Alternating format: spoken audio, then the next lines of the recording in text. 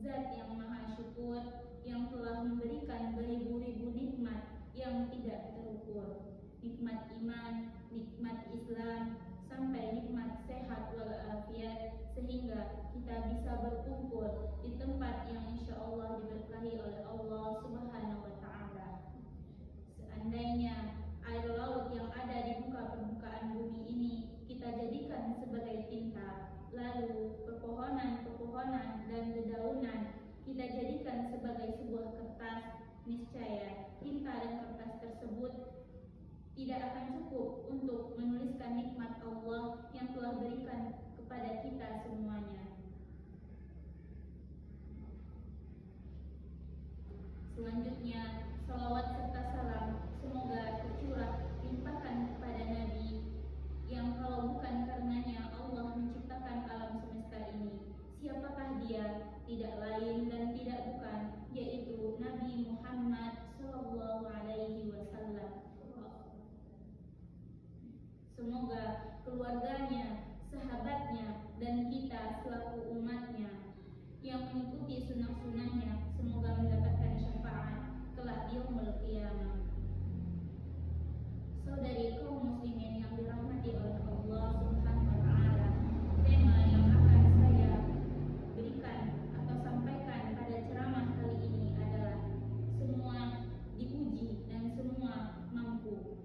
Setidaknya terdapat 4 ayat yang erat kaitannya dengan tema tersebut. Pertama, surah Al-Ankabut ayat 2. Kedua, surah Al-Baqarah ayat 155 sampai 156. Ketiga, surah Al-Insyirah ayat 5 sampai 6. Dan yang keempat adalah surah Al-Qalaq ayat 3. Keempat surah tersebut sebenarnya merupakan sebuah bukti bahwa setiap dari kita tidak akan terlepas dari berbagai macam ujian. Dan yang terpenting adalah bahwa setiap dari kita akan mampu untuk menghadapi ujian tersebut. Qala Allah Ta'ala fil Qur'anil Karim, A'udzu billahi minasyaitonir rajim. Bismillahirrahmanirrahim. Ahasiban nasu ay yatraku ay yaqulu amana wa hum la yuftanun. Ayat ini memiliki arti secara bahasa adalah apakah manusia itu mengira bahwa mereka dibiarkan saja mengatakan kami telah beriman, sedang mereka tidak diuji lagi. Lebih lanjut, Syekh Muhammad bin Saleh di dalam An-Nafat Al-Makkiyah menerangkan beberapa hal. Pertama, hikmah dari ayat ini adalah ujian yang diberikan Allah merupakan sebuah indikator pembeda antara orang jujur dan tidak. Kedua, ujian yang diberikan dapat berupa kesengsaraan, hidup, kesulitan, kefakiran, dan bahkan juga kesenangan dan kemudahan dalam berbagai hal. Ketiga, setelah setiap orang beriman pasti akan diberikan cobaan, baik dalam bentuk kemudahan ataupun kesengsaraan. Kemudian hal tersebut dapat memberikan kebenaran, ketulusan, dan kebenaran iman seseorang. Keempat, hikmah yang terakhir dan bagian yang perlu kita pegang teguh bahwa setiap tingkatan keimanan, tinggi rendahnya, besar kecilnya, sebuah keimanan seseorang itu hanya Allah yang mengetahuinya. Maka dari itu, kita sebagai manusia, kita sebagai makhluk tidak berhak dan tidak diperbolehkan untuk menghakimi atau memvonis tingkat keimanan seseorang. Mengapa demikian? Karena keimanan seseorang jelas-jelas hanya diketahui oleh Sang Pencipta, Sang Maha Mengetahui, yaitu Allah Subhanahu wa Ta'ala. Selanjutnya, setelah kita mengetahui 4 hikmah dari ayat sebelumnya, surah Al-Baqarah ayat 155 memberikan sedikit gambaran lebih terang terkait dengan ujian yang akan diterima oleh manusia. Ayat tersebut berbunyi, A'udzu billahi minasyaitonir rajim. Bismillahirrahmanirrahim. وَلَنَبْلُوَنَّكُمْ بِشَيْءٍ مِنَ الْخَوْفِ وَالْجُوعِ وَنَقْصٍ مِنَ الْأَمْوَالِ وَالْأَنْفُسِ وَالثَّمَرَاتِ وَبَشِّرِ الصَّابِرِينَ. Yang artinya, dan kami pasti akan menguji kamu dengan sedikit ketakutan, kelaparan, kekurangan harta, jiwa, dan buah-buahan. dan sampaikanlah kabar gembira kepada orang-orang yang sabar.